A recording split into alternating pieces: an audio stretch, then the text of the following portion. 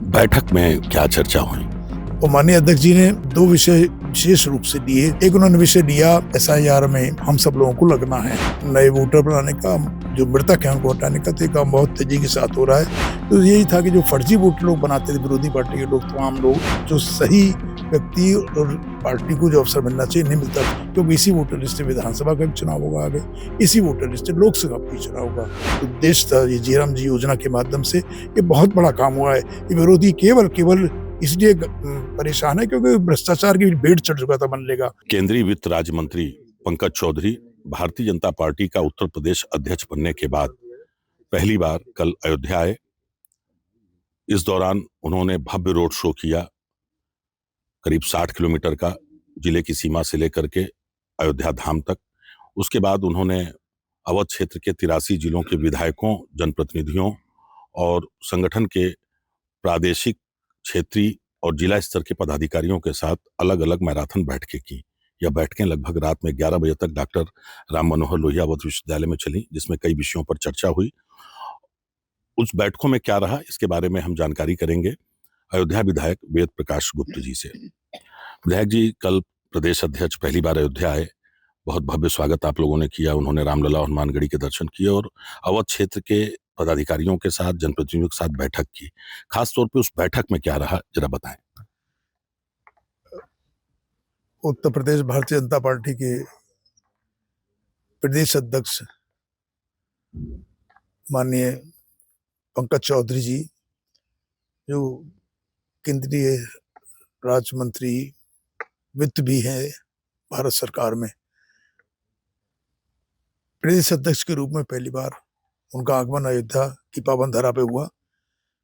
और मुझे इस बात की प्रसन्नता है अयोध्या के विधायक के रूप में, अयोध्या की सेवक के रूप में, कि अयोध्या ने उनका ऐतिहासिक स्वागत किया। जिले की सीमा से रुदौली, फिर उसके बाद भिलसर, उसके बाद वहां पर जो अन्य जिलों के लगाए गए थे, हमारे गोसाईगंज विधानसभा के, पर उनकी विधानसभा के, ये सब माननीय विधायकों के साथ लगातार ऐतिहासिक स्वागत जगह जगह। माननीय विनय कटियार जी का भी एक जगह कार्यक्रम था।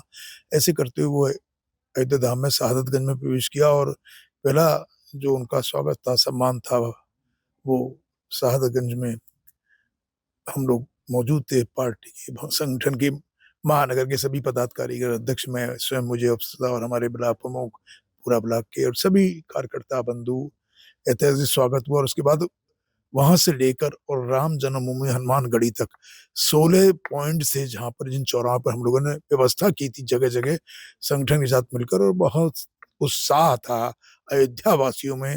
मैंने कहते हुए सुना बहुत सारे अयोध्या के लोगों से कि ऐसा कार्यक्रम भारतीय जनता पार्टी के संगठन का काफी समय बाद अयोध्या में हो रहा है। तो ये वास्तव में हम लोगों के लिए गौरव की बात है। सिख समाज के लोग, पूज्य साधु संत महंत, सभी को उनका आशीर्वाद मिला। अयोध्या वासियों ने पलक पावड़े बिछाकर माननीय अध्यक्ष जी का स्वागत किया। मैं हृदय से अयोध्या वासियों से, पूज्य संत महंतों के चरणों में नमन करता हूँ, प्रणाम करता हूँ। अयोध्या वासियों को इसके लिए बधाई देना चाहता हूँ कि उन्होंने इस बात को एक तरीके से मोहर लगा दी कि आने वाले समय में उत्तर प्रदेश के अंदर 2027 के चुनाव में भारतीय जनता पार्टी के नेतृत्व में ऐतिहासिक विजय होगी और 2/3 मेजोरिटी के साथ उत्तर प्रदेश में सरकार माननीय योगी जी के नेतृत्व में बनेगी। तो आपने देखा, कुल मिलाकर के नए प्रदेश अध्यक्ष ने अवध क्षेत्र के 14 जिलों के पदाधिकारियों और विधायकों, सांसदों, मंत्रियों, पूर्व सांसदों और अन्य जनप्रतिनिधियों को यह जिम्मेदारी सौंपी है कि वे एसआईआर के दूसरे चरण में जुट जाएं।